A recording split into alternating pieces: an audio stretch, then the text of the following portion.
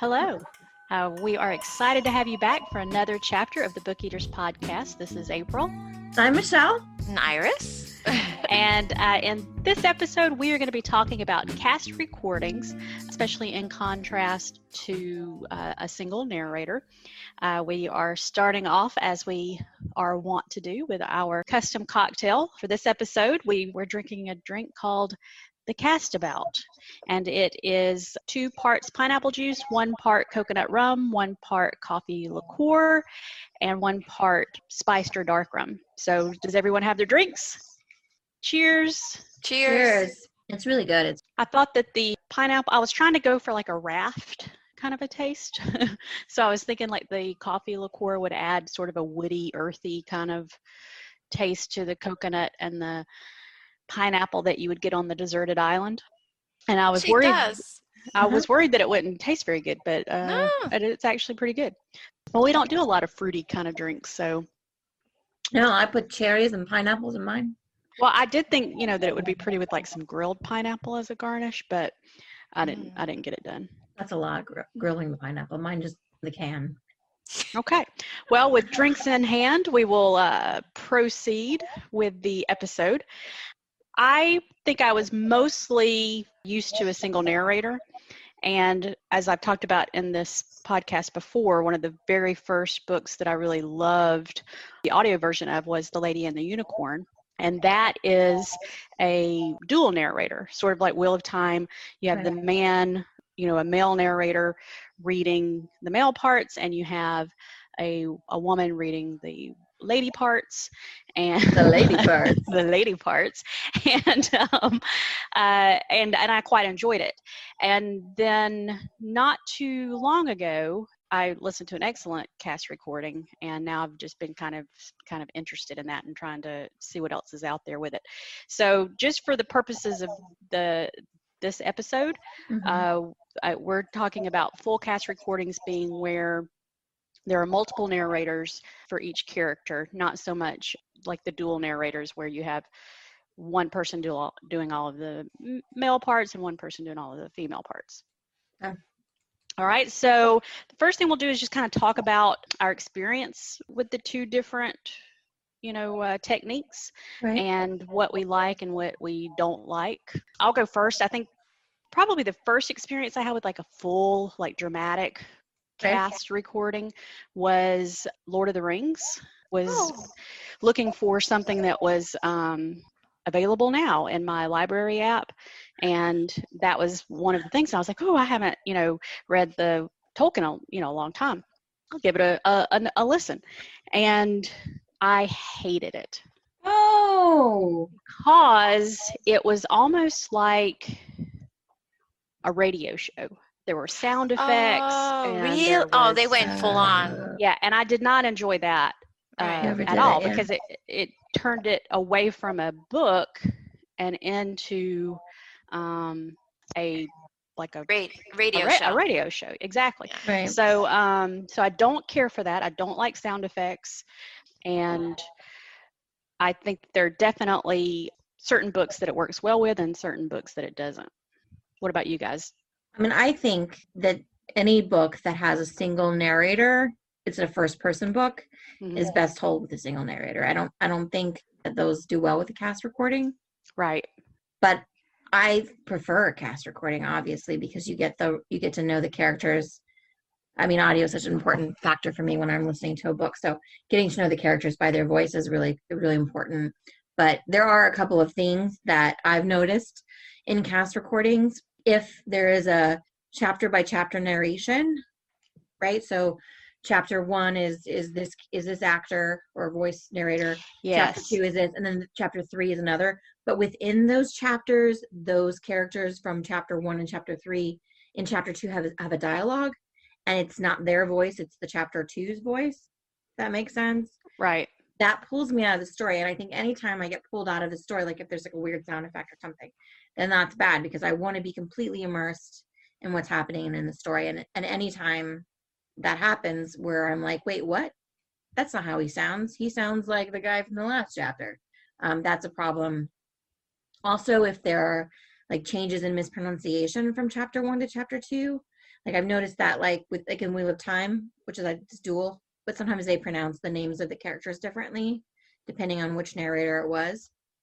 Or sometimes when there's just like a small part that probably didn't need to have its own person. Like I've read some cast recordings where there's like 4 or 5 people, but mostly it's just these 3 people that are talking, and then all of a sudden there's like this bit part out of nowhere that lasts like 2 minutes, but they get a whole separate narrator in to do that 2-minute bit, and I'm like, why? Who? What? Huh? Somebody couldn't have put on a voice. Like, who's this new voice, and why do I? And then by the time I get used to it, they're gone, and then they never come back again. I feel like that's kind of a waste. First of all, it pulls me out of the story because I don't know who they are, and then I don't have time to get acclimated back to it before it's gone again, and then it kind of lingers. You know what I mean? Well, I think I definitely agree. It works best when you have an entire chapter devoted to one character's point of view, Right. because even if it's dialogue, you are still, it's cementing the fact that you're seeing the events that are playing out or the conversation that's being held through that person's perspective, Right. And so, I think that it does work best that way. I think it sort of masks the pronunciation problems, though, because if it's 2 different people, it kind of explains itself why people would pronounce it different. Like some people say Caribbean and some people say Caribbean. Some people say oblique and some people say oblique. And Who says oblique? some doctors do. I don't get it. People saying oblique. That's what they say. I need 2 obliques. I'm X-ray, background in X-ray. Okay. And then, but anyways, pecan and pecan, I'm thinking mostly of words or characters, names or place names that are specific to just that particular world, right? So if all the characters live in a world called, Carcanton, and then one character says Carcanton, and the next character or the next narrator says Carcantonin, like it throws you out. You're like, why are they? Wait, where are we? Because sometimes that happens. Because that happened in Arizona. There's a town called Prescott. It's spelled Prescott. So a lot of people say Prescott because that's what it looks like. But the people who live there and around there say Prescott. And even on like the side of a building, a grocery store in Prescott, it says it's Prescott rhymes with biscuit. So that they're very clear that that's how you say the name. But if you're not from there or you've never been there, you might say Prescott. Yeah, there's a town in Georgia that looks like it should be Albany. But if you're from there, it's Albany. Albany. Yeah, that's how you say it if you're from there. And sort of like even here in Atlanta, nobody says Ponce de Leon Avenue. It's Ponce de Leon. You go down Ponce de Leon. So, all right. But anyway, so I think that sort of can make it a little easier to tolerate. Now, what I can't understand is when you have the same narrator who doesn't pronounce it the same every time. Yeah. That is mystifying to me. You see that from book to book sometimes. Like the first book, they said it this way. Maybe he's trying to personify that multi-character representation of... Right. For me, it's not so much that. It's when you have a male voice actor or voice, narrator, or the person who's reading the book who's male, and he tries to emulate a female voice or child's voice. That throws me off. I cannot deal with it. I fell in love with multicast was with American Gods. That was my first introduction to multicast, and I really enjoyed it. And then, actually, I didn't read World War Z. I listened to it, and that was a great listen. The book. Yeah, I think and that was multicast. The other thing that I think it works well on is when there are a lot of characters, like with those books. Because when you have a single narrator, there's only so many voices that one person can do. I mean, with an exception, I know Michelle's got that guy that she loves, Michael Kramer or something. No, and it's not Michael Kramer. Keep it down, Bruce Lee. Oh, Michael Kramer's the guy from Seinfeld or something, right? Yeah. No, we already talked that's about Kramer. That. Kramer, yeah. I think we've already had this conversation. I feel like we have had this conversation. But who did the Dragon books with all the? I bet you it's Michael Kramer. It's not Michael Kramer. Well, what we're about to find out because you might be right. Who knows? This Lightning Struck Heart. That's the name of the book that we're talking about, right? Right. I'm looking it up. It is Details. Michael Leslie. So close. Okay. All right. So there's one other thing I want to talk about with regard to issues with cast recording, and that is when there are changes in volume or changes in background noise. So like sometimes when you're listening to an audiobook that has multiple narrators, you'll notice a significant difference between either how loud someone is from chapter to chapter, or there's a different sort of frequency in the background noise. And that also pulls me out of the story. Well, so that leads us into the next section pretty nicely, because the next section that I wanted to talk about was sort of the production of full cast recordings. I think they've come a long way. I know what you're talking about. I have heard some books like that. I think as audiobooks are becoming, more of a staple for people, there's a lot more being invested into quality recordings. And when I was doing some research for this episode, like how cast recordings are produced, the ones that I saw, in particular, the one that I think we'll talk about a little later is like the best of all time. It's almost like a play. I mean, they have table reads, the cast are all there together, they're recorded together in the same, sound booth. You have a director. Right. I don't think that was always the case, I think it's very rarely the case. I think only the big productions do that. Yeah, but I think that's going to become more common because I think used to audiobooks were considered, a very small part of the market, and so they weren't going to invest very much into it. But as audiobooks are becoming more and more popular, publishers are going to know that's where they need to kind of invest their money. Mm-hmm. And I think it would be interesting to see if it actually impacts the way writers write.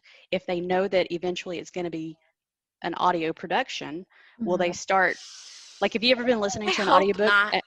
I don't know. I think in some cases it might make the writing stronger, because if I know listening a lot, you'll hear a lot of he said, she said, he said, she said. And when someone's narrating that, you sort of skim over it when you're reading it. Like a lot of times you don't read the word "the" because it's just so common, you can just go right past it. He said, but when you're listening to a narrator say it over and over again, you're like, can she not exclaim something every now and then? Can they not, retort? I feel like we've had this discussion before, or maybe I just talked about it in one of the writing groups I'm in, but like a lot of times they say that that's just the best way to do it, is just to say he said, she said, and that if you start saying things like exclaims or retorts, or that it gets overwhelming. And to be honest with you, sometimes, no, I mean, I don't like it either. I think it becomes kind of monotonous. I think it allows you to follow the context of who's holding the conversation. That's all it is. It's just to keep you, when you're reading, to know who's talking at that time. That's all. Well, when you're reading, it's one thing, but if you're doing like what they might be doing in the future, what we might see is stuff like Audible Originals, where they start to twist the writing, where they make it just a little bit different, where they maybe lose the he said, she said, and instead they have the people talking and they alter the book slightly. That might be something that happens in the future more. Right. Well, I think I did see that with some cast recordings, they do sort of do that.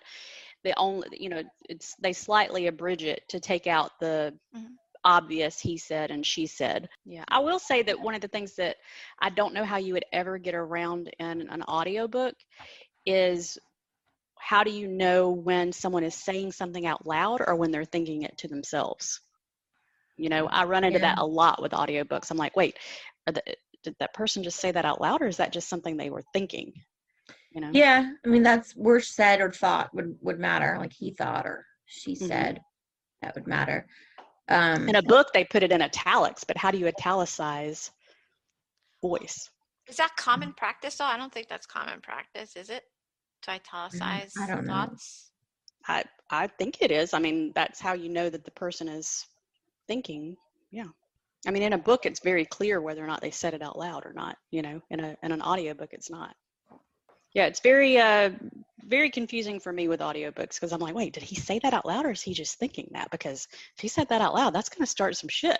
Well, does any shit happen after? No. No, But I don't know. Was I wrong? Maybe I'm just telling you it's an issue. I mean, that's problematic.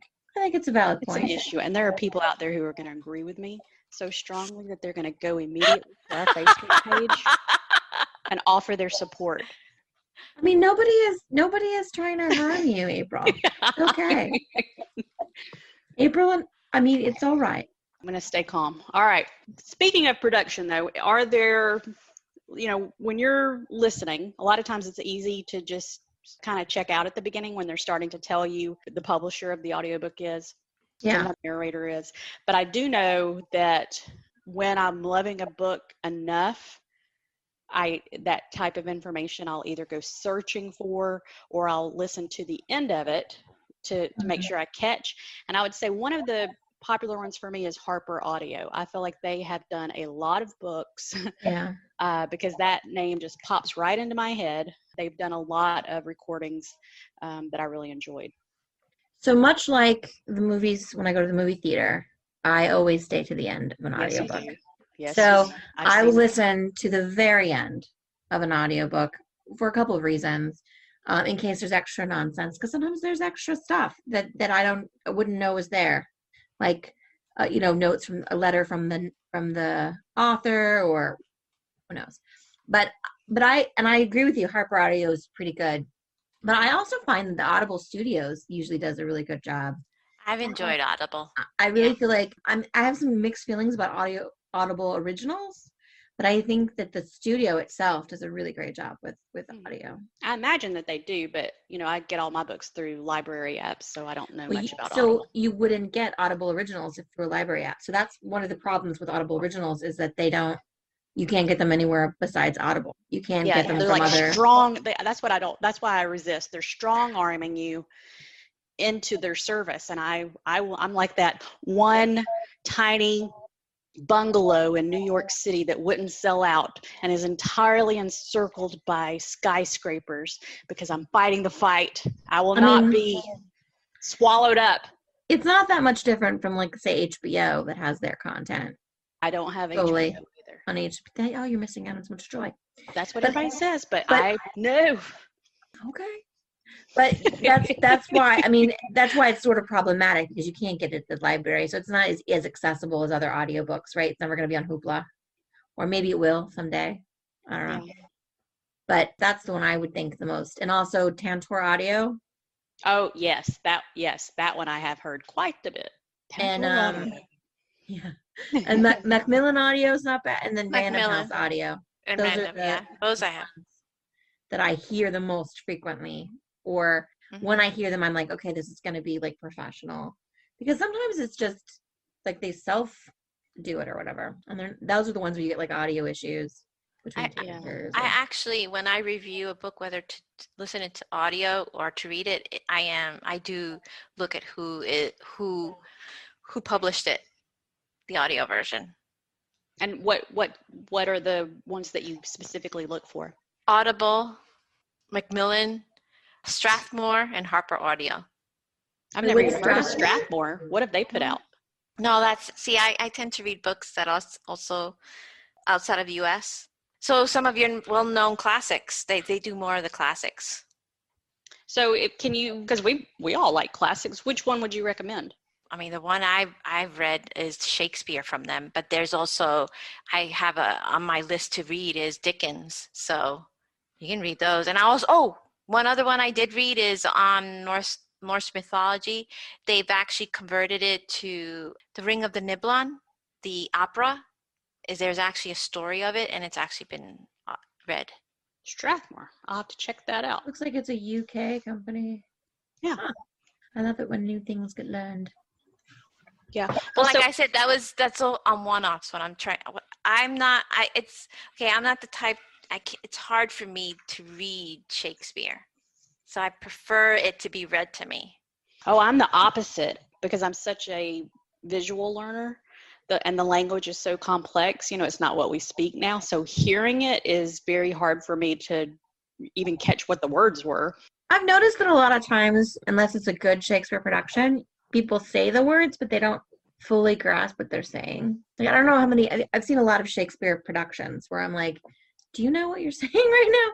Because it doesn't seem like they have, you know what I'm saying? Like, you can kind of tell when someone knows what they're saying and someone's just memorizing the Parroting. words. Yeah. They're parroting. Yeah, and I think that, I guess I'm always kind of afraid that's going to happen in an audiobook, but I'm sure that they get somebody who knows what to do or what it's about. This is definitely a straw drink that you want to have a straw for. For sure. Maybe even a paper umbrella. Ooh. Yeah. I am quite enjoying it. Visually, no one can see you at this moment, but yes, you do look like you are enjoying it. So, ladies, what else did we want to talk about? I think we wanted to talk about the ones that we like. We want to talk about some lady parts. Oh, lady parts. Yes. The majority of the books I like have lady parts because I don't usually enjoy a book that doesn't have a female character that I can relate to and or like. You were talking Generally. about in one of the earlier podcasts about what turned you off to Anne McCaffrey and her books. Was that Dick guy that read it? Yes. Yeah, I don't like him. I think there are a few things more annoying than a man reading with a convoluted voice for women. And not only not being able to represent her emotionally correctly. Yeah, it's not even about the voice. It's just about the inflection, and it's just. Yeah, I noticed too that they always tend to give women accents. Like I've noticed this a lot. Like in a lot of books, they do these women and they give them weird, like European accents. To be fair, anytime I try to do a man's voice, I always give him an accent too, and it's usually like super hick Southern. What do you mean I got to pay $45 for this tire? You know, I always give him like a $100 for a tire. Okay, what's your macho voice? Oh, my, I think I go into like a Johnny Bravo thing, if you've ever. Come on, little mama. You know that. That was very Elvis. Well, I think Johnny Bravo sounds a lot like Elvis. But yeah, I channel my Johnny Bravo whenever I want to go macho. And they're like, Michelle? I mean, I'm not good at on the spot like April because I don't do improv. Oh, she is good, yes. Oh, right, yeah. Yeah, no, I'm not. I can't do it. There's not a character that comes to mind when you think machismo. I mean, yes, there's lots of grumpy characters. Oh, Look at me with my hairy chest. Oh, you're like Gaston. You've like totally went Gaston. Gaston. What about you, Iris? I would think someone's voice like The Rock. Oh, how do you do I like that? his voice. It's not overly annoying, and it's just nice, and it just when he says the words, it's enough to inflect a sense of strength. I feel like The Rock may speak to Iris's lady parts. I will not deny that. There's a rock clock, like a rock alarm clock that you can get where The Rock will wake you up. It's an app on your phone that you can get. Instead of an alarm, he'll wake you up like, get up out of bed, do some push-ups. Okay, so we'll bring it back. I mean, it's hard to come back from The Rock. Do you think it's because we're women that we don't think women trying to do male parts is as annoying? I mean, I don't think it happens as often. Very rarely. I mean, That's I can't even remember the last time that I've been listening to an audiobook and the woman was doing the male's voice. Like usually, I think the default is a male narrator, and they only get the female narrator when there's a female bit. Like I don't think it happens very often, or as often, or maybe I just don't notice. Why do you think in fantasy the default is a British accent? I don't know. Why is it always a redhead? That too. I agree there. I don't know. Black or red? A raven? Like I'm trying to think of whose hair is black and what fantasy novel. No, there's plenty of fantasy books where there's just like hair of golden wheat. Which one? Golden wheat. Yeah, I hear that. Honey hair. You hear honey. So that's usually women, right? Princesses. Yeah. Oh, Not you're men. talking about Oh, you're talking about men always have red Men. hair? They do. They're like in fantasy novels. The only know male Kavoth. characters. What? Only Kavoth. And also Wheel of Time. And also Who had red hair in Wheel of Time?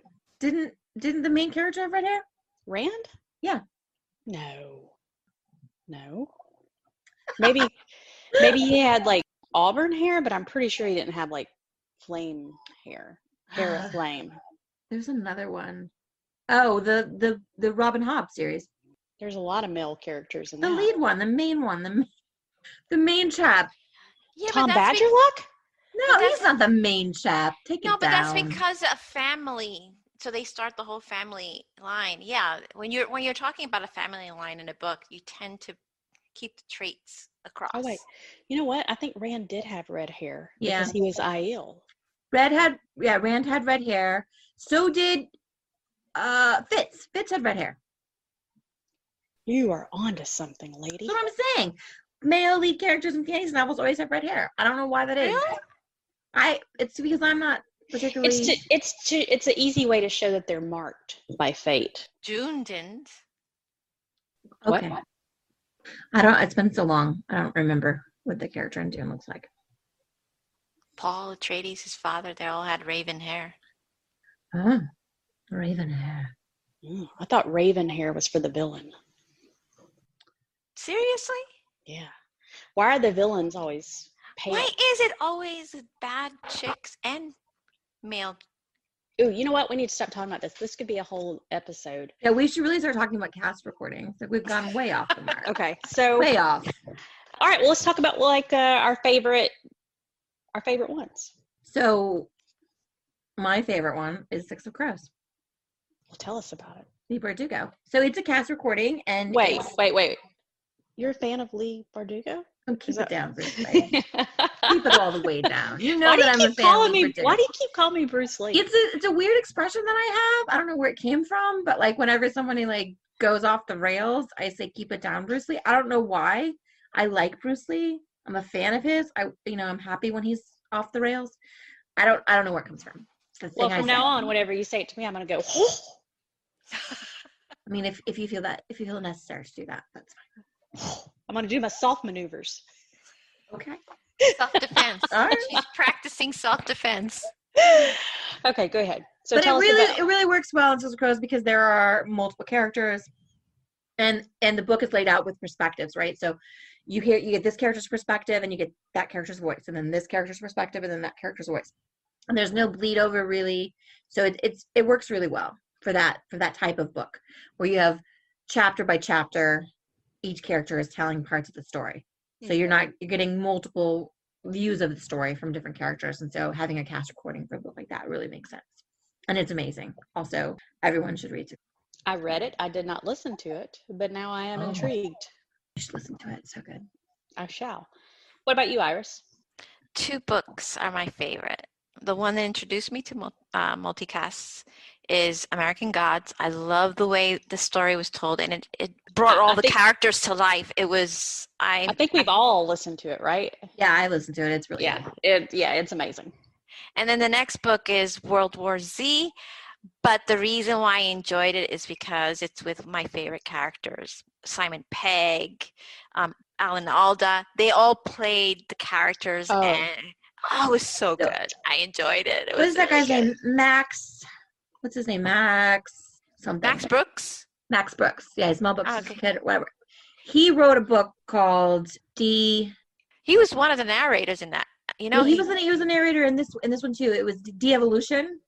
Yes. And it's also amazing. And I think he might write for audiobooks because it was so perfect for that format. Yeah, I enjoyed it. So those were 2 of my favorites. So we need to institute a rule on the podcast out of respect for Michelle that we don't bring up Alan Alda. I'm sorry. Yeah, well, it's not. I mean, Alan Alda outside of MASH is fine. This was never. Is there an Alan Alda outside? Yes. Same Time Next Year is a great film.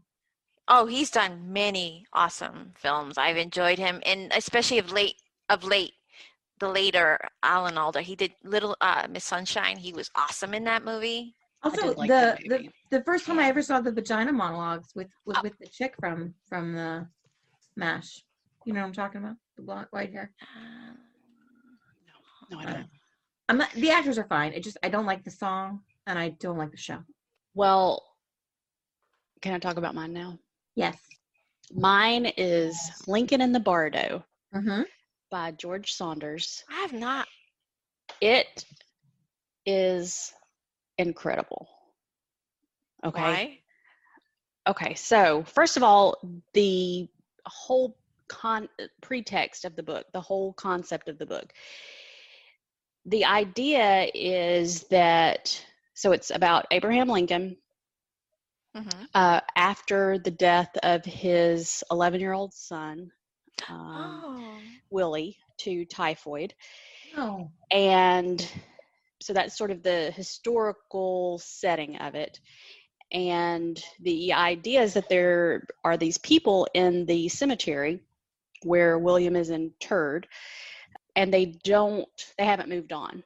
And so they skirt around the fact, like their coffins are their sick boxes, and the cemetery is the hospital yard.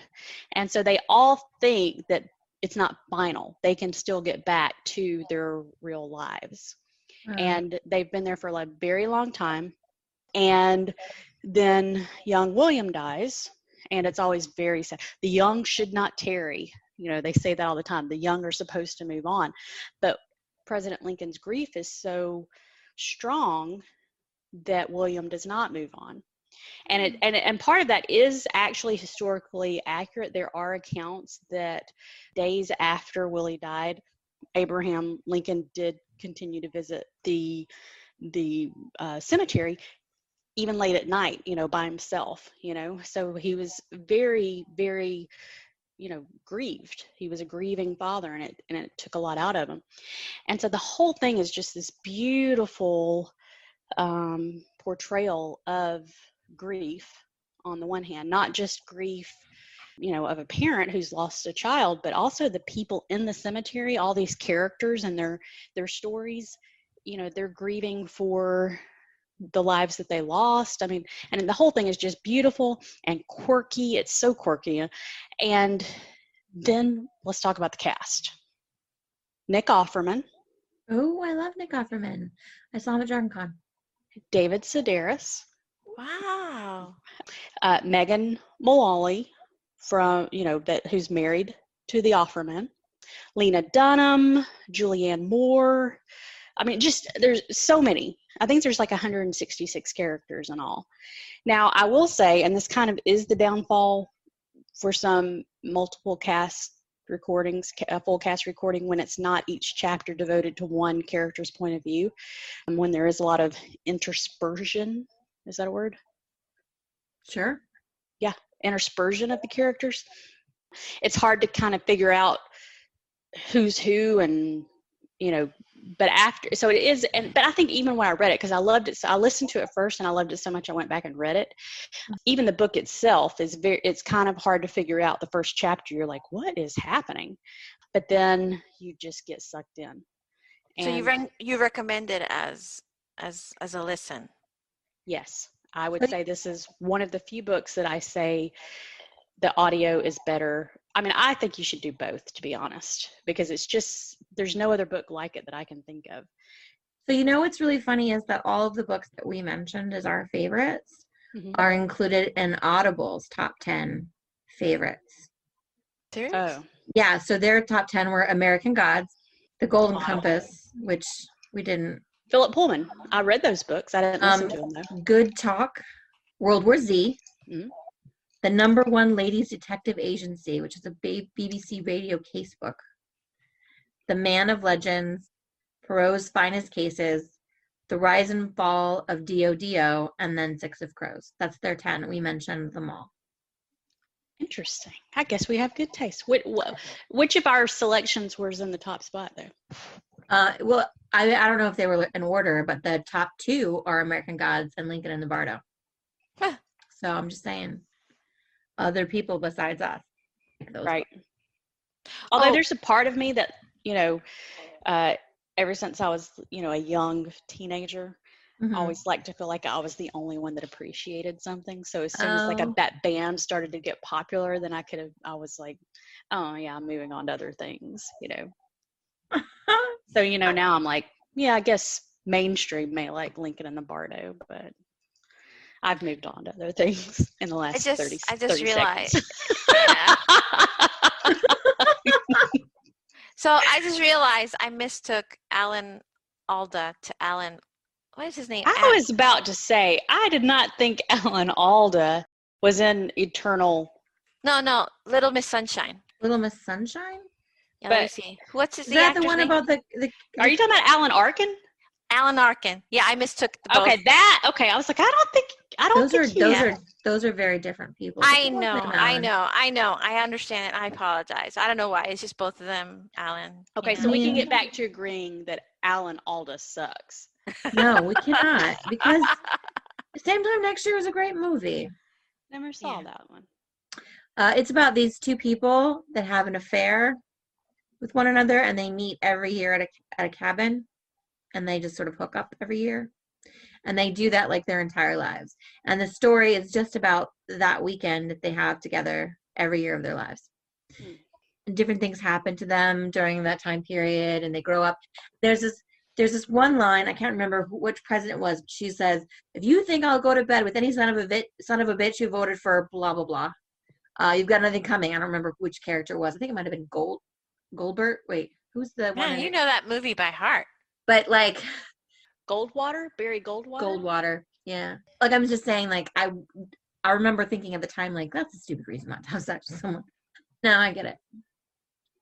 I can remember watching. Is it Sleepless in Seattle? No. It's You've Got Mail.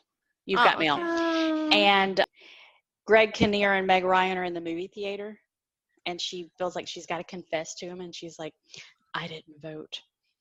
I was getting my nails done, and I got distracted, and I didn't vote. And he's like, I forgive you. And I remember being like, what?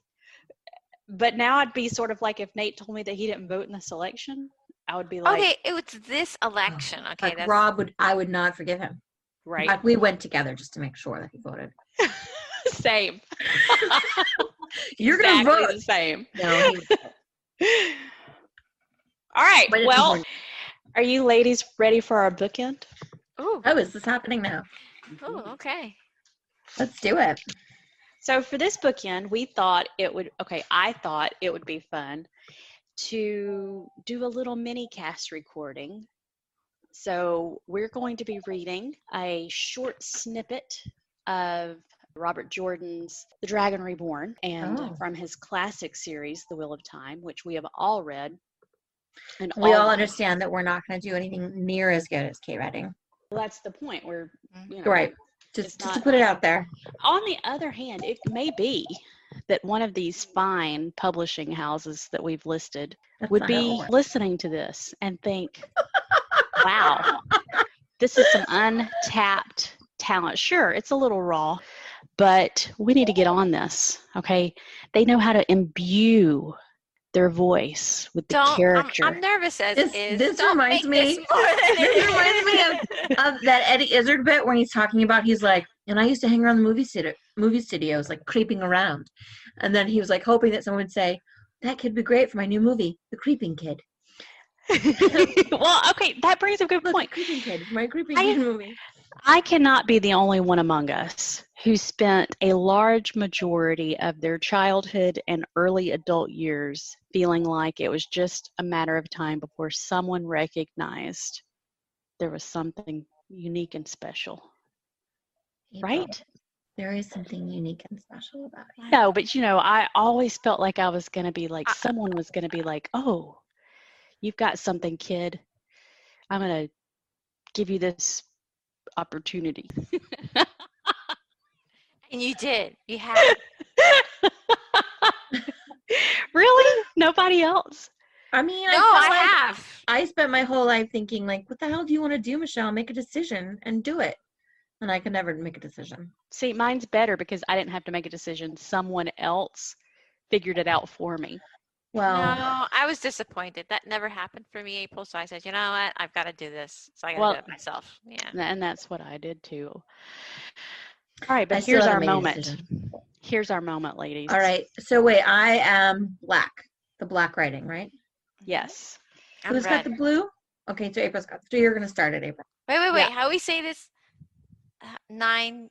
Naive. Naive. All right, so let us set the scene. You know what? There's way too much that happens, so we'll have time to really set the scene. So all you need to know is that there are, in this world, there are, In a world. in a world. In Wheels with the wheel weaves. The wheel weaves as the wheel wills. The wheel weaves as the wheel wills. Yes. I can't So in this world, there are women with many talents and powers, and they are called the Aes Sedai. You start off as novices and you move up through the ranks. Two of these are in this scene. It's Egwene and Nynaeve, who come from a very small town in the Three Rivers. No, that's where a baseball stadium is. Two rivers. And they're not full Aes Sedai yet. That's the name of these women. They're the Aes Sedai. But they are, learning their ways. And in another part of this world, there are these warrior women who give their lives to defending their country, and those are the Aiels, and they are maidens of the spear. And so this is the first encounter between one of those maidens and two of those young Aes Sedai. Okay. All right. Everybody, get into character. Okay. And find your motivation. Okay, here we go. My name is Avienda, the Aiel woman said, of the 9 valleys sept of the Tardad Aiel. Her face was as flat and expressionless as her voice. I am Far Dairs Mai, a maiden of the spear. She paused a moment, studying them. You have not the look in your faces, but we saw the rings. In your lands, you have women much like our wise ones, the women called Aes Sedai. Are you women of the White Tower or not? For a moment, Egwene did feel unease. We? She looked around then carefully, but saw no one behind any bush within 20 paces. If there were others, they had to be in the next thicket, more than 200 paces ahead, or in the last one, twice that distance behind. Too far to threaten, unless they have bows. But they would have to be good with them. Back home, in the competitions of Beltime and Sunday, only the best Momen shot at any distance much beyond 200 paces. But she still felt better knowing she could hurl a lightning bolt at anyone who tried a shot. We are women of the White Tower, Nynaeve said calmly. She was very obvious in not looking around for other Aiel. Whether you would consider any of us wise is another matter. Nynaeve went on. What do you want of us? Avienda smiled. She was really quite lovely, Egwene realized. The grimace expression had masked it. You talk as the wise ones do, to the point and small suffering of fools.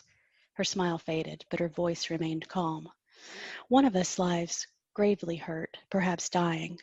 The wise ones often heal those who would surely die without them, and I have heard Aes Sedai can do more. Will you aid her? Egwene almost shook her head in confusion. A friend of hers is dying?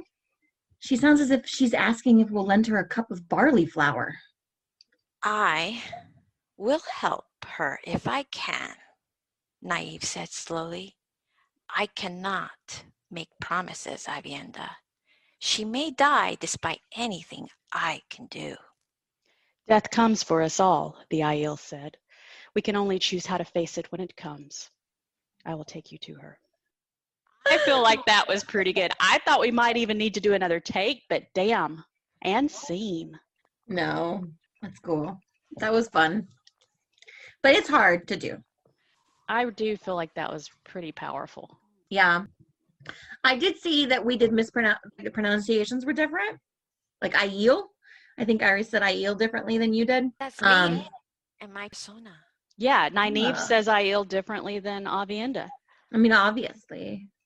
Well, What would have been? I just did the pet peeve, Michelle's pet peeve. no, it's not a pet peeve. I'm just saying. I'm just pointing out that it's difficult to do a casting. There's some things that we did that we could maybe have done better. No, I think. Well, do you want to try again? No. I mean, I had a very good time. I would gladly. I think I'm good. Again. I'm good now. Like Okay.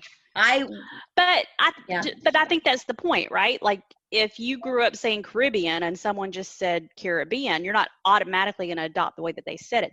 I do think there would be some inconsistency if, having just heard me introduce myself to the two of you, and you've never heard this name before, and I say, my name is Avienda, and then you say it back when Iris says back to me, Avienda. Well, then. Also, I think part of the thing is, like, I listened to the book, so the pronunciations were however they said it when I listened to it, but, like, read the book, so she doesn't, like, hear the pronunciations the way that Kate Redding said them, because she never heard Kate Redding say them, you know? Do you think even Kate Redding would know, though? I mean, she because I remember reading she did that read Robert, like 13 books. Well, I mean, but I remember reading where sometimes authors don't even know how they would pronounce it. Like Robin Hobb has said, oh, well, however you want to say it is the right way. And then she doesn't commit, because I guess maybe the way that they heard it was one way, and then someone else says it differently, and like, oh, damn, why didn't I think of that? That sounds way cooler. And they're like, yeah, that's how I meant it. I'm curious to see how they do it in the television show. So this might make a good future bookend. One of us could use like flashcards to hold up like weird sounding words, and then we'll all say like how we would pronounce them if we were reading them. Oh. That would be fun for me. I mean, maybe you should do that on your next one. Did you ever play that game in school called Word Train? No. Maybe it was a Southern thing, but you basically had flashcards and they'd have words on them, and you had to be able to read them back to the teacher. And if you got the word wrong, you had to sit down, and it would just go around the room until you were the last one standing. So it was like a spelling bee, but with pronunciation? Right. And I was really good at it. I feel like nemesis was Kim White, now Kim Caldwell, and if she's out there, I'll take you on any day, sister. So Kim Caldwell, reach out to us via social media and do that for sure. I forgot what I was going to say. Silence for Michelle's thoughts. It was something. And my drink has done its job. I think we both get more amusing the drunker we get. I mean, I feel like when we're both drunk, we're both amused. I don't know. Oblique, Michelle. Oblique. Tomato.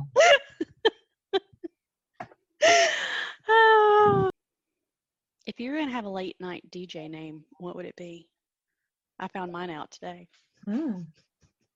Mine is Rucker Road. Blue Moon. Ooh. Oh. I do like a blue moon with an orange. Damn it, Iris. Now I'm competitive. At first I was joking, but now it just got real. If Iris is going to be Blue Moon, I got to step it up. I'm going to be, I'll be Night Jasmine. Ooh. I feel like if I was going to be a radio DJ, I would not want to do jazz. I feel like none of these things have to do anything with cast recording. Oh yeah, the episode's over. Okay, all right. Thank you so much for joining us. It was a very thrilling episode for me. Also for me, I learned a lot about cast recordings, and I also found out that we have great taste. We do have great tastes. So, eat the books, motherfuckers!